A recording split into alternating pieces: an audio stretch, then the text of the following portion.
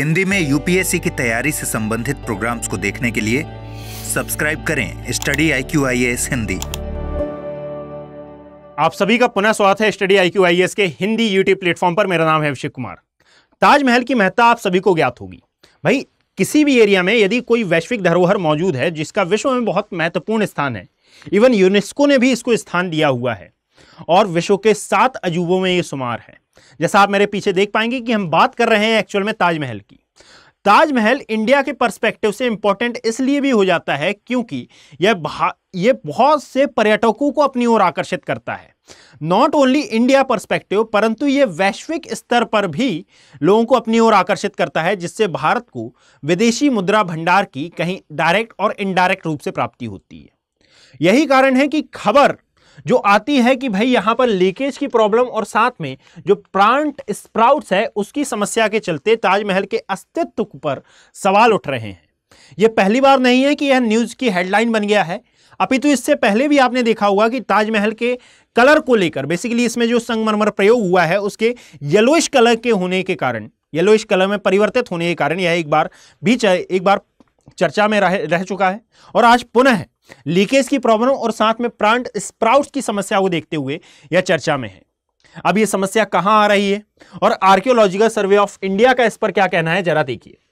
Archaeological survey of India का कहना होता है कि भाई वर्तमान में जो मौसम समस्याएं चल रही हैं कि वर्षा, इस वर्ष आप जानते हैं कि वर्षा में कुछ परसेंटेज वृद्धि हुई है, जिसके कारण इसके आसपास के एरिया में नमी की मात्रा में बढ़ोतरी देखी गई है, जिसके परिणाम स्वरूप आप पाएंगे कि इसकी जो दीवारें हैं इनमें भी नमी बढ़ गई है और नमी बढ़ने के कारण यह जो ताजमहल का गुंबद है, दैट इज इसको कहा जाएगा गुंबद, और ये जो फीनियल है अर्थात कलश, इसमें क्रैक्स आ रहे हैं। अब बेसिकली देखा जाए तो क्रैक इस एरिया में है और नीचे वाले एरिया में देखा जाए तो यहां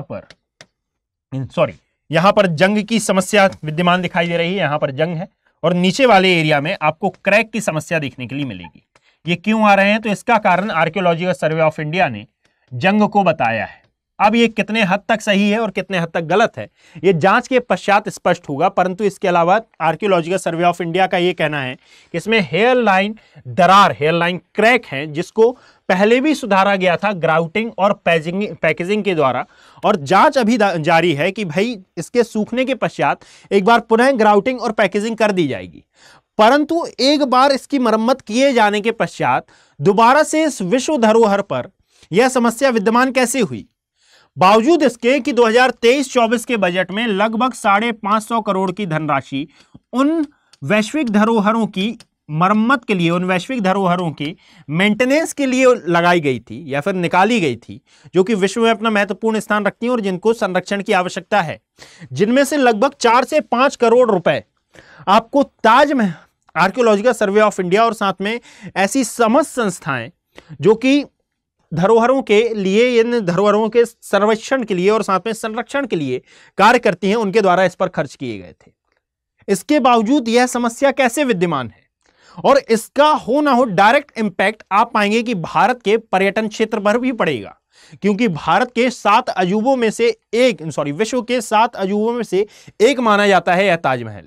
यदि यह प्रभावित होता है, इसकी सुंदरता प्रभावित होती है, तो इसका पर्यटन प्रभावित होगा और इसी पर्यटन से भारत का पूरे जीडीपी, नेशनल इनकम का एक निश्चित % प्राप्त होता है और यह निश्चित % भी प्रभावित होगा। यानी कि यह डायरेक्ट इनडायरेक्ट रूप से भारत की ये धरोहरें एक इंपॉर्टेंट रोल अदा करती हैं भारत की नेशनल इनकम और जीडीपी में। इसीलिए कहा जाता है कि इन वैश्विक धरोहरों को बचाना नॉट ओनली इंडिया के हिसाब से बल्कि विश्व के हर उस कंट्री के हिसाब से जहां पर भी ये वैश्विक धरोहरें मौजूद हैं, बहुत ही ज्यादा इंपॉर्टेंट हो जाता है। अब बात करें तो आर्कियोलॉजिकल सर्वे ऑफ इंडिया का कहना है कि भाई ये प्लांट्स जो कि यहां पर आपको दिखाई दे रहे हैं, जो कि एक पर्यटन के द्वारा पिक क्लिक कर सोशल मीडिया पर अपलोड किए जाते हैं, जब मालूम चलता है कि इस ताजमहल की दीवारों पर यह प्लांट्स उग आए हैं। बेसिकली ये जो दीवारें आप देख रहे हैं, ये जो गुंबद आप देख रहे हैं, यहां पर ये प्लांट्स की समस्या आपको देखने के लिए मिल रही है। इस पर किसी का ध्यान नहीं जाता, परंतु समस्या तो गहन हो जाती है। ऐसा पहली बार नहीं है कि ताजमहल में ये समस्याएं व्याप्त हो रही हैं या फिर ये समस्याएं पहली बार देखी जा रही हैं कि भाई इसमें क्रैक है और साथ में ये जल रिसाव हो गया है, परंतु गंभीर इसलिए है क्योंकि ये पहले भी हो चुकी है और इस पर ऐसा कोई रिएक्ट एक्शन नहीं लिया गया, और एक्शन लिया गया तो उसको उतने सिंसियरली नहीं लिया गया। अब हम प्राचीन समय की तो बात नहीं करेंगे कि भाई 1652 के आसपास, 1872 के आसपास, 1924 के आसपास भी इसमें यह सब समस्याएं विद्यमान देखी गई थी, जिसको लेकर औरंगजेब ने भी यह पत्र लिखा था और उसने भी एक्शन, उनके द्वारा भी यह एक्शन लिया गया था। हम बिल्कुल करंट समय की यदि बात करें तो 1978 और 2011 में यह समस्या जब पहली बार देखी गई, जैसे कि 1978 में यह जो मकबरा वाला एरिया है, यहां पर जल भराव हुआ था। आई थिंक आप यदि विजिट किए हो तो आप अच्छे से समझ पाएंगे, और यदि नहीं तो मैंने यहाँ पर इमेज रखी है, यहां तक जल भराव हो गया था। यानी कि जहां पर मुमताज और शाहजहां की कब्र कही जाती है, उस एरिया तक जल भराव की जब कंडीशन आई तो इसकी मरम्मत करने का काम किया गया था। और जब ही से कहा गया था कि क्यों ना भारत के बजट में एक निश्चित प्रावधान किया जाए इसके मरम्मत को लेकर। और फिर आप पाएंगे कि धीरे धीरे इस पर कार्य भी करना प्रारंभ हुआ, और फिर 2011 में इस पर क्रैक की जो समस्या आपको देखने के लिए मिली थी, उस पर भी विचार किया गया और इसे ठीक किया गया था, परंतु उतने अच्छे तरीके से, उतने एक्टिव तरीके से इस पर एक्शन नहीं लिया गया। अब जरा समझिएगा कि यह जो आपको गुंबद दिख रहा है, यह आज हम देख रहे हैं कि यह तांबे का है और इसके ऊपर चांदी की परत चढ़ी हुई है। यदि कालांतर में आप देखें तो कहा जाता है कि यह पूरा का पूरा स्वर्ण का बना हुआ था। फिर बाद में ब्रिटिश साम्राज्य के आने पर इसको बदलवाया गया और इसके ऊपर इसको तांबे का बनवाया गया, और देन इसके ऊपर सोने की परत चढ़ा दी गई। अर्थात भारत की जो वैश्विक धरोहरें आज आपको सुंदर दिखाई दे रही हैं, कालांतर में ये बहुत ज्यादा और अधिक सुंदर हुआ करती थी और ज्यादा महत्वपूर्ण हुआ करती थी, परंतु समय के साथ ये धरोहरें अपनी महत्ता को खोती जा रही हैं, जो कि भारत के अस्तित्व और मेनली इन धरोहरों के अस्तित्व के लिए, क्योंकि भारत की पहचान इन धरोहरों से की जाती है, इनके अस्तित्व के लिए बहुत बड़ा खतरा हो सकती है। अब इनको बचाने के लिए यह जो बजट में प्रावधान किया जाता है, आवश्यक यह है, पर्यावरणविदों का और आर्कियोलॉजिकल सर्वे ऑफ इंडिया का भी यह कहना है कि भाई इनमें जो बजट का प्रावधान भारत सरकार द्वारा किया जा रहा है, जरूर है कि एक संस्था बनाई जाए, जो कि पहले से है भी, है ना, एक संस्था बनाई जाए और सिंसियर संस्था बनाई जाए जो कि इनके रखरखाव के लिए कार्य करे। अब आपका कहना होगा कि सर ये संस्थाएं तो पहले से हैं। भाई यहां पर एक वर्ड इनके द्वारा प्रयोग किया गया है जो विभिन्न प्रकार के धरोहरों की रक्षा के लिए कार्य करने वाली संस्थाएं हैं, कि भारत सरकार के अंडर में यह संस्था बने और वह इनके रखरखाव के लिए कार्य करे, भले ही पहले से हो या फिर उसके रिन्यूएशन के लिए आप कार्य करें या फिर उसको आप सिंसियरली वर्क करने के लिए कहें। आप इन संस्थाओं के ऊपर दबाव डालें जो भी इनके संरक्षण और संवर्धन के लिए कार्य करती हैं।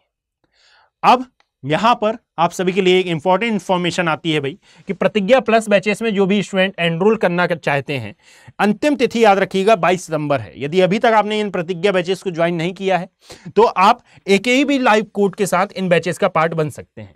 यदि आपको फ्री NCERT क्लासेस भी चाहिए हो तो आप इस कोड का यूज कर फ्री NCERT क्लासेस भी ज्वाइन कर सकते हैं। आप इन बैचेस से जुड़ने के लिए स्टडी IQ IAS की ऑफिशियल वेबसाइट पर विजिट करें। वहां पर प्रतिज्ञा plus batch, morning batch basically वहां पर अवेलेबल कराए गए हैं, वहां पर क्लिक करें, यूज कोड का ऑप्शन आएगा। यूज कोड में आप AKB लाइव डालेंगे तो जो भी अमाउंट वहां पर नजर आ रहा है वो कुछ कम हो जाएगा, कुछ नहीं बहुत कुछ कम हो जाएगा। उसको पे कर आप मॉर्निंग में 8 बजे से ये क्लासेज ज्वाइन कर सकते हैं। ये क्लासेस की जो अमाउंट पड़ेगा ये लगभग 999 रुपए प्रति माह, इवन इससे भी कम ही पड़ेगा। आप याद रखिएगा कि यदि प्री क्वालिफाई करते हैं आप तो प्री क्वालिफाई किए जाने पर जो भी फीस आप दे रहे हैं वह फीस आपकी रिफंड कर दी जाएगी और 1 ईयर की वैलिडिटी भी यहां पर एक्सटेंड कर दी जाएगी। इतना ही नहीं, वीकली टेस्ट होते हैं यहां पर, और यदि वीकली टेस्ट में आप अच्छा परफॉर्मेंस करते हैं तो आपको हर वीक 11,000 रुपए तक जीतने का मौका दिया जाता है। यदि आप इन बैचेस से जुड़ना चाहते हैं और साथ में आप इस पूरे वीडियो की PDF डाउनलोड करना चाहते हैं तो आप ज्योग्राफी बाय अभिषेक कुमार, और यदि ये ना मिले तो अभिषेक कुमार ज्योग्राफी, इन चैनल से आप ज्वाइन हो सकते हैं और अपना रिस्पेक्टिव कमेंट आप यहां पर देकर जा सकते हैं। याद रखें कि यह पूरे वीडियो आपके करंट अफेयर के हिसाब से काफी ज्यादा इंपॉर्टेंट हो सकते हैं। वीडियो पसंद आया हो तो इसे लाइक करें, ज्यादा से ज्यादा शेयर करने का प्रयास करें, और यदि बैच से जुड़ना चाहते हैं तो आप AKB लाइव कोड का यूज करें। धन्यवाद। हिंदी में UPSC की तैयारी से संबंधित प्रोग्राम्स को देखने के लिए सब्सक्राइब करें स्टडी IQ IAS हिंदी।